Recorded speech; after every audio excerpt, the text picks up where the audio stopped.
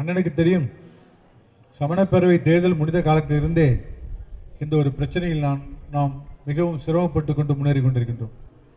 அது மட்டுமல்லாமல் டங்ஸ்டன் நிகழ்விலே ஒரு பெரிய ஆர்ப்பாட்டம், ஒரு முனிவர் கொடியவர்களால் கொலை செய்யப்பட்ட போது அகில இந்தியாவிலேயே தமிழகத்திலே முதலாக குரல் கொடுத்து கண்டித்த இயக்கம் நம் இயக்கம்.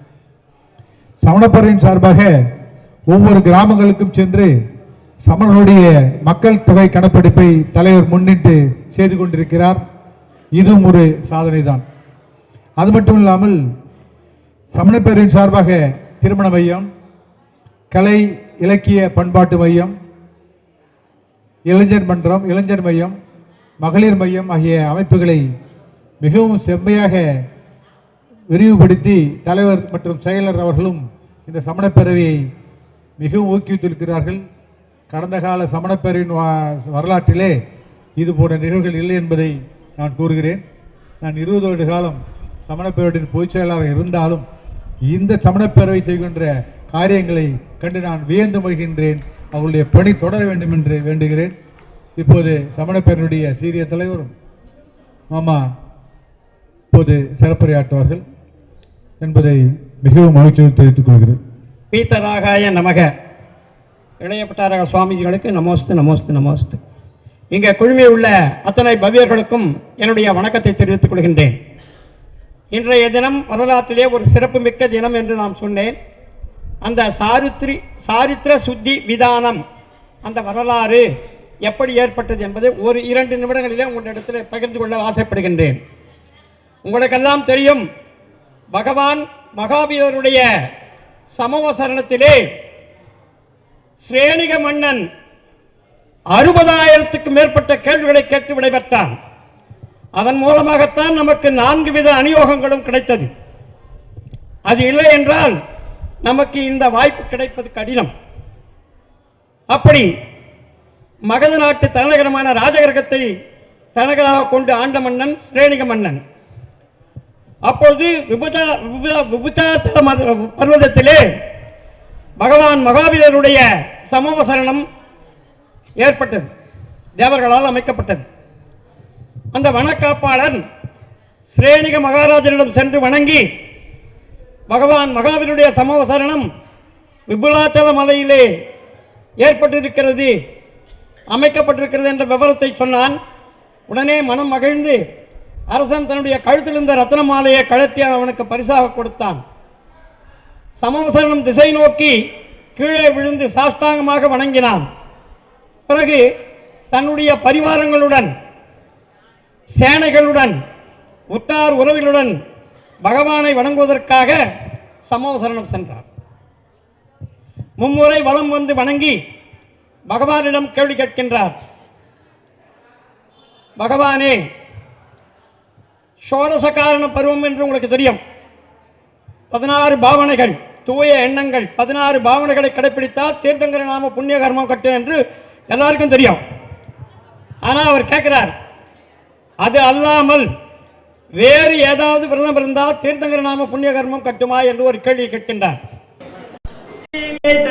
கொண்டு அரசாண்ட மன்னன் ஏமவர்மன், அவனுடைய மனைவியின் பெயர் சிவசுந்தரி.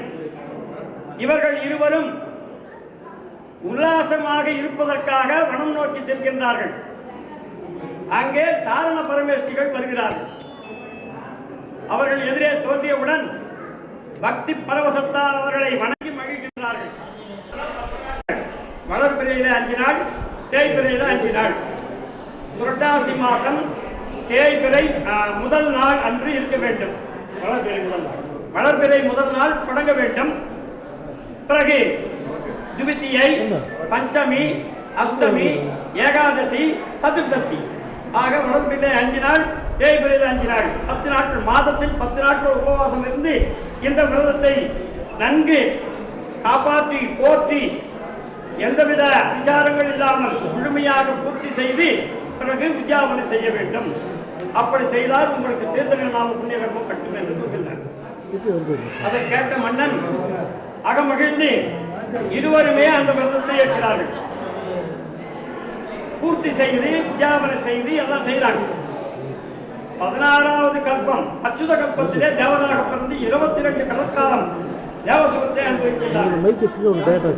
அதிலே அந்த ஏமவர்மன் என்ற ஜீவனான உயிரானது விதேக நட்சத்திரத்திலே சந்திரபானு என்று சொல்லக்கூடிய தீர்த்தங்கராக அமைந்து அவர் மோட்சமடைந்தார்.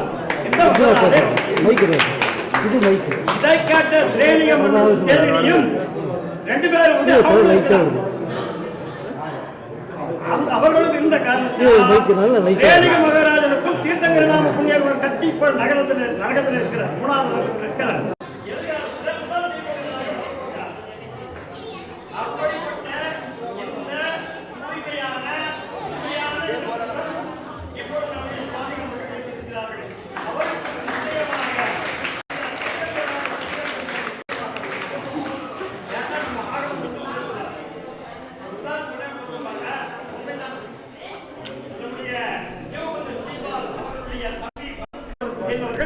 கொன்னூர் மதுரையில மாதத்துக்கு 2 ஞாயிற்றுக்கிழமை அரோபதேசம் செய்வார்.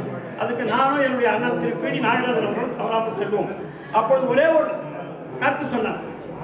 நாடகம் கர்நாடக மாநிலத்தில் நாடகம் கூத்து நடக்குது. அந்த கூத்துல ஒருத்தர் அவர் சலவை தொழிலாளி.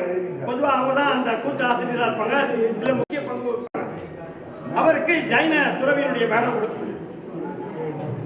ஜைன துறவினா என்ன பண்ணாங்க, அடையலாமோ வந்துட்டார். நாடகம் முடிஞ்சிருச்சு. சரி போப்பா உங்களுடைய துணியை கட்டிப்பாங்க. அவர் சொன்னார், நான் வேற போகிறார் கிடையாது, நீங்க ஜைன துறவியா வர சொன்னீங்க, வந்துட்டு இனி நான் அப்படிப்பட்ட உறுதி எவ்வளவு பாருங்க. அவருக்கே அந்த உறுதி நமக்கு எப்படி இருக்கணும். ஆகவே நாமும் எதிர்காலத்தில் இப்படிப்பட்ட விரதங்களை நிச்சயமாக ஏற்று அவர் வழி நடந்து நாமும் வெகு புண்ணியம் பெற்று ஆத்ம சுகத்தை அனுபவிக்க முடியாது கேட்டுக்கொண்டு வாய்ப்பளித்தமைக்கு நன்றி கூறி விடைபெறுகிறேன். நன்றி, வணக்கம். அடுத்ததாக நம்முடைய மூத்த வழக்கறிஞர் அவர்கள் தலைமை உரையை சிறப்பாக நடத்துவார் என்று கேட்டுக்கொள்கின்றேன். இப்போது இளையமடையினுடைய ஆசிவரை துவங்க இருக்கின்றது. இந்த விதானத்தினுடைய